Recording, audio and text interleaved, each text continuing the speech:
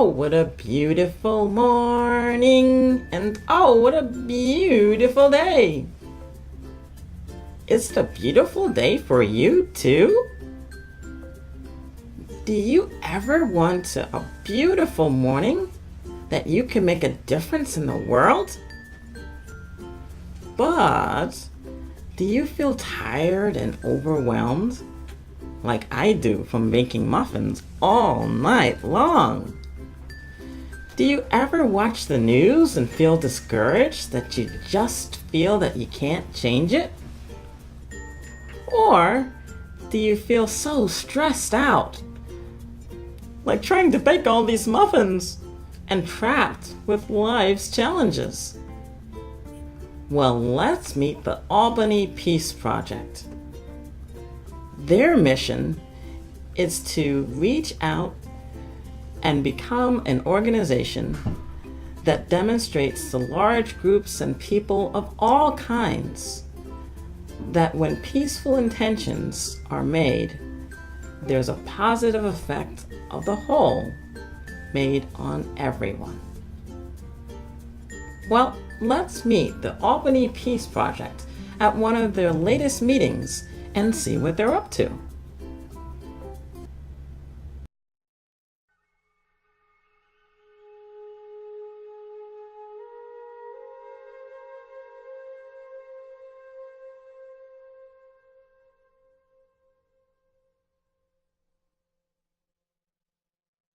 We're expecting anywhere between 500 or 600 people because it's also during the wedding show. So coherence and getting exposure out there might be an opportunity if you want to send somebody. Yeah. On 3-4. Basically what we do is we teach coherent-based meditation. So it's a particular type of meditation of focusing the mind, anchoring the mind into the heart, and to reach for good feelings, meaning reaching for the good feelings of appreciation, love, or care. And the reason for that is because when we do this in a very skillful way, take our mind anchored in their heart, which basically just means become aware of the heart, and then kind of stretch into good feelings, appreciation, love, and care, we're basically moving the body into what they call greater heart rate variability. We're influencing our heart rate. And because of that, we're actually moving the body into a signature where we're more creative, we're more happy, we problem solve better, we think more clearly. And the research for this can be found at the instituteofheartmath.org and .com. If you'd like to learn more about it. And so what we're talking about right now is would we have a table at an event that is going to have our computers with software where people will be able to sit down and put a heart rate monitor on their ear, and by working with software to determine whether or not their body is moving into this place known in the nervous system known as coherence. So we have many, many volunteers who have amazing just gifts and talents, and one of them is Val Feldman, who is the owner-operator of Stablegate Winery in Castleton. And Val, do you want to say anything? Hi. I do. I'd like to support Albany Peace Project and Global Peaceful Cities Project in whatever way we can. So. And so you're running a corporate event and a wellness event at your... It's a wellness fair, yep, on March 4th. And yeah, I'm excited to see how they work in person. Yeah. Good deal, good deal. So this is kind of how it works, is we all kind of collaborate and come up with ways to bring this work into the community where anyone can access it. And right here is Dr. Karen Reinhold. If you can get her on camera, she's the beauty and brains of the project. Karen, you want it? So. Corinne, Karina, no pressure because the camera right there. Close up there. So, together with these events that we are organizing, we also conduct research on how this type of meditation that we are doing can actually not only help you get more coherent and more calm and receive the wellness associated with that, but also you have an effect on the community that you live. So there has been prior research that supports this with a different type of meditation. Now we want to replicate the study with our type of meditation. So we want to change the world. We are changing the world. So could can introduce you to Renee Panetta. It's because of her amazing, huge heart that she opens her heart every Wednesday, opens her home every Wednesday and Thursday evenings to invite the community in. Wednesdays is dedicated to the Peace Project. And it's because of her that we've really gotten great cohesion. But I'm sorry, I don't want to speak for you. I'm just so grateful. Anyways. You're doing so well. Welcome. Thank you for being here. Appreciate it. There you go. So this is Ann Becker, wonderful friend, and she's on the board of Numinous, which is the nonprofit that sponsors the Global Peaceful Cities Project. So, Miss Ann, Gal Friday. She just can't get rid of me. She's tried. She's number one minion. Number one minion. Number one minion. And, I'm very grateful and blessed that I've been involved in this since the beginning. So I've seen it go from a thought in her head to this. And when we were struggling to try to get volunteers, and now it's just turned into a fun family that we have a lot of fun. We do a lot of support. We do a lot of intentioning for each other, which is really important, and for a lot of people outside the group as well. It's made me a better person without any question, and well, most of the time anyway. I know. Internally, it's made me a better person. Externally, maybe not so much, but I'm very blessed and grateful to be a part of this. And these people are amazing. So. thank you. And even Bob, I mean, if you want, you can share your story. I don't know, it's just such a great story. Which story? Bob and I'm new to the group. Only been a year ago. Bob and I married a long time, got divorced, never stopped loving each other. I came back and he brought me to this. And it's wonderful. And do good things for I find that when I do good things for myself, it makes other people, look at you like you're doing something nice for them. People don't expect strangers to do nice things. And it's just a great group of people. I came to this, what was really appealing to me about it, I'm happy to say that I'm in recovery. This month is 3 years sober for me, and this is integral as to why that is true, my Sangha, these people. But I found sobriety and spirituality right here in the 518, and that's why I introduced myself to Bethany one day at Unity, and I said I was looking to volunteer. And the idea for me was not to help like the United Way that does this big, they do good work, but they're out there somewhere. I like the idea of doing something right here. And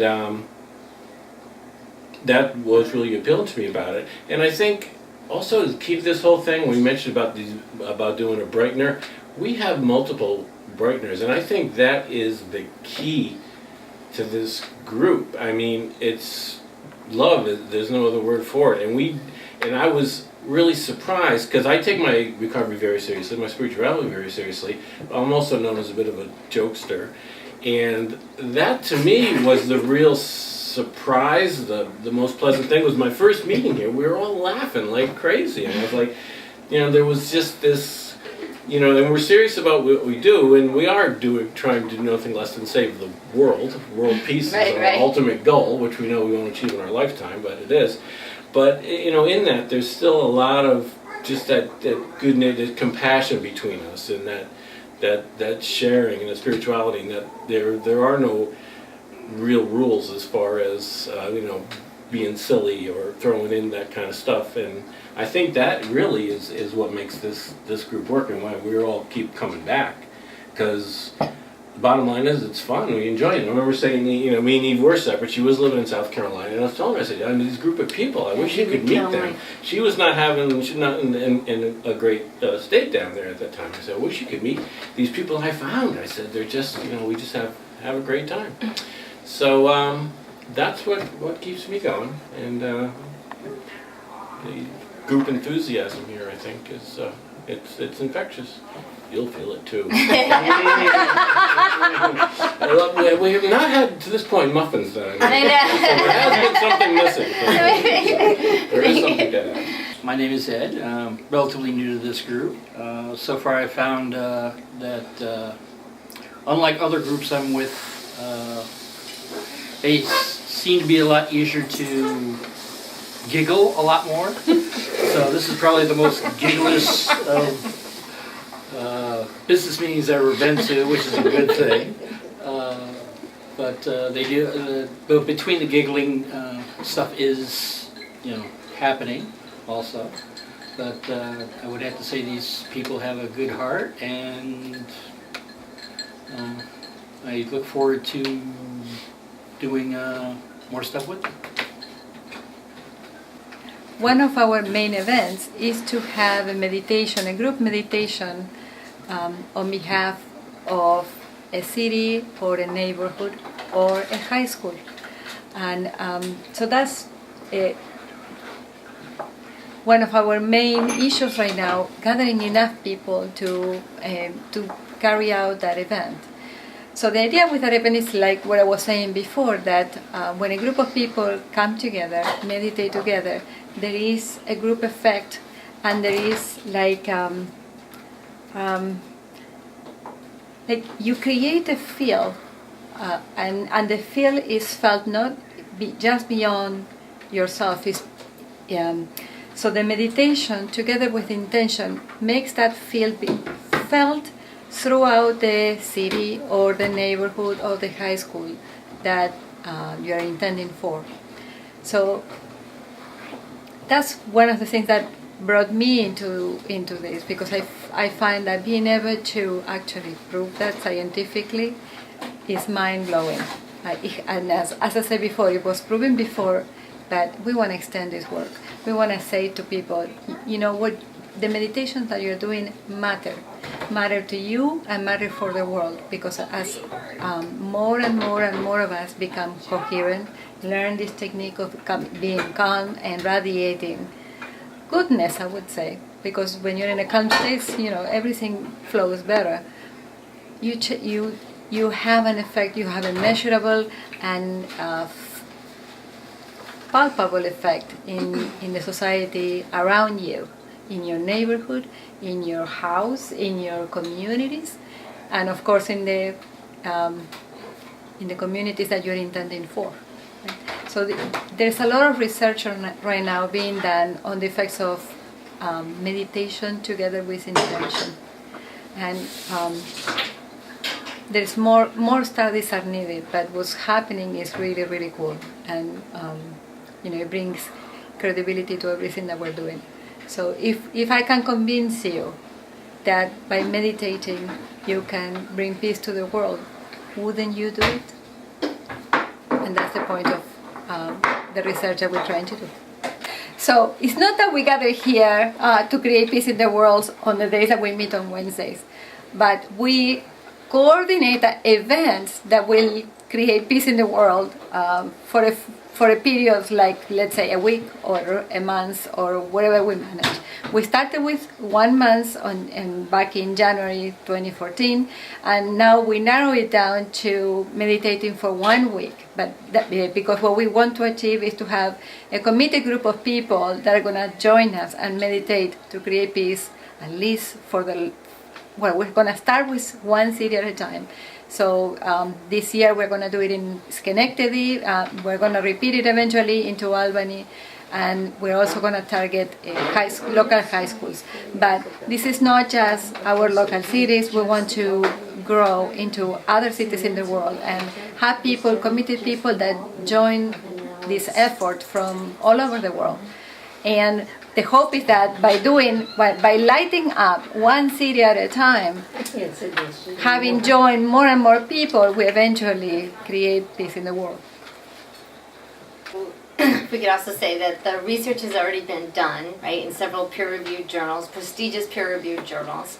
And what we're looking to do is all of that research has been done predominantly by one organization. And in science, research has to be duplicated and replicated.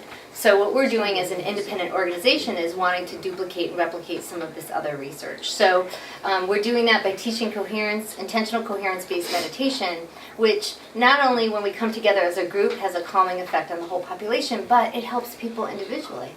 Because individually we're all moving our nervous system into a sweeter space. And when we teach it in schools, basically violence goes way down and grades go up a little bit. So it's free, and you can do it at 3 in the morning, and you don't need any technology, and we all can do this. We all have the power to change our mood. And when I work with kids in the school, I often say to them, do you realize you have a superpower? You've just learned a superpower, because within a few minutes, you've learned that you can feel angry 1 minute, and 3 minutes later, not feel angry and let go of that. Like, that is a superpower. I mean, grown-ups don't know how to do that, right? So if we taught kids and a whole generation of people that we're in charge of our own state and how to skillfully move our nervous system, then, we're utilizing this free resource that's literally underneath our nose and accessible 24/7, 365. Like, why not use this? So anyway, so that's what the dream that we're all dreaming, or that we're living. We're actually living the proof of it, and we're coming together to share it with more people, because why not, right? We've partnered with a gentleman named Bernard Schumann, who was incarcerated for 24 years. And so we've worked together. He does alternative to violence programming, and then we couple our coherence-based programming with it. So it's this idea that we're teaching people inner peace through our work, but then Bernard's amazing work is outer peace, the interrelational issue. That so much of violence is because we're not relating to each other well. And so we're being more violent with people that we don't know, or that we don't consider kind of human, or just an object, or just somebody to kind of get out of my way kind of thing. So with Bernard's work, we work a lot with interpersonal communication and helping them develop rapport, and what's it like to have kind of vulnerable with more of an open heart talking to someone.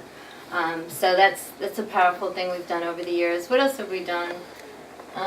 Did you talk about all the work that you do in the schools?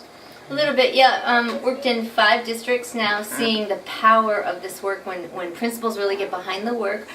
Very often the kids will stop 2 to 3 times a day to stop and just become very calm in a skillful way, and the mood completely changes and primes the mind to be able to learn faster, to be able to be more creative, to be more clear.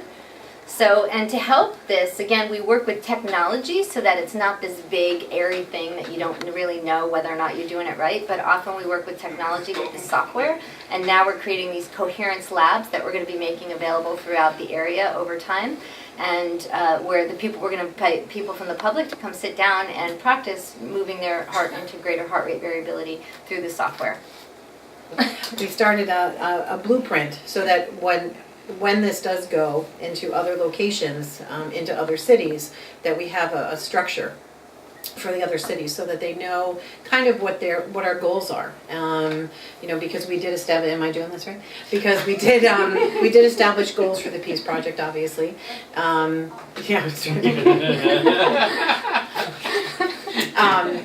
not only do we, it's not that it's a business, but that it needs to be run so that there is structure to it, and so that it can be replicable, because that's a great word that Renee has taught us to use very often, so that they don't have to reinvent the wheel, because we've really been through a lot of trials and tribulations, a lot of things that we know already worked, established that they work, a lot of things that, maybe not so much. So we've been through some of that. And then the interesting thing too is when we've talked to some of these other cities that are interested, the dynamic in each city is different.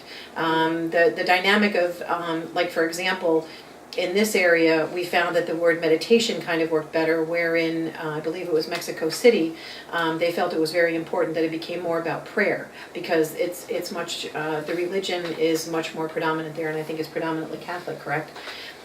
So even though it will be different in each city based on what their needs are, the bare bones of it are going to be standardized. We talked about, what we do at our meetings and teams that we had, and we found that the team process didn't necessarily work well. So we've just done a lot of trial and error, and a lot of blood, sweat, and tears, and a lot of love has gone into this. So we designed this blueprint, but it is in the process of being, and we've done a meditation leadership program, and we've done, so many things just to push this out into the community, and we're also fine-tuning that as we go through, because we found that there's more components to it that need to be put into the program, into the process, and it is more of an accountability and a follow-up where people don't necessarily because it's so new, because it's so different, people don't naturally just kind of go into the flow of it. So to have that blueprint there, I think, is important.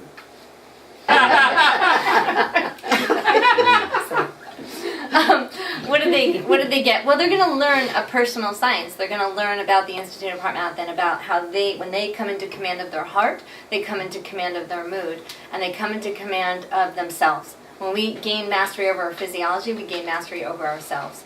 And they're going to learn that they don't have to feel so victimized by their own emotions. That they don't have to just, if a bad mood comes over them, they don't have to just kind of fall into a depression, that they have much more power than that. So that's the personal goal that you're going to learn, that anyone would learn by hanging out with this group. Second of all is this idea of really this, good idea. And if you go to peacefulcities.org and click on archives in the upper right hand corner, you will see about 90 meditations from our years before, and they're brief little interviews and meditations, and so anyone can learn that. It's a free resource for everyone right now. Thank you, Miss Renee. And the other thing that you would benefit from is obviously being in a group of like-minded people. Because I don't know if you've noticed, but if you turn on CNN or the news, they're not really scouring looking for fun things to talk about. They're always looking for the negative, the downtrodden, the really, really bad things. And our nervous system gets addicted to that because we have this negativity bias in the nervous system. And CNN knows that, so they just kind of throw that stuff out there all along to keep us glued to the television. So by hanging with a group of people, we support each other. And we've had people say to me, the one night of being at the volunteer meeting for the Peace Project, I'm subject to depression, but I noticed that a few days after with the meeting, I'm not feeling so depressed. We need each other. We need to support each other in this way of thinking and to show people it's real, it's tangible, it's reliable, it's repeatable. So those are just, I don't know, what else do people benefit? Being part of history, because this research really hasn't been done in this capacity before. It's been done by this other organization, but we're making it more accessible to everybody. So you're actually being part of history, and you change your mood. Instead of watching TV and feeling victimized, you kind of watch TV and send peace. It's a very different way of walking in the world. And it's important. I've learned that feeling good is not a luxury. I don't consider it a luxury at all. In fact, if you look at the science, happier people are more successful, they're more creative, they do better in school, their marriages are better, they live longer. I mean, happiness is not a luxury for society. It, to me, is a requirement. And that hurt people, and happy people make the world a happier place. So if we could start getting with the program here that mood matters and you have the power to shift your mood, if everybody, I know this for a fact, if everybody were to stop and meditate maybe, I don't know, a couple times, very briefly for a few days and for like, say, a week, this world would change so fast because people would start making different choices that it would actually be startling, because I've seen it. When you have people calm themselves in very skillful ways, when they come back out of it, they're thinking different thoughts, they're more compassionate, they're more empathic, they're better at problem solving, they think more clearly, and they actually, I've seen it happen where people come out of a meditation and turn to someone that they were just ostracizing and say, I'm really sorry. I've seen a kid come out of meditation and say, I'm sorry, after he had been very rude to the teacher. That's what happens. Anyways. You know me, I can go on. And I think I just asked Ian when this started, which was, what'd you say, 5 years ago. Okay, 5 years ago. It was just the Albany Peace Project. Right. And now it's global. Right.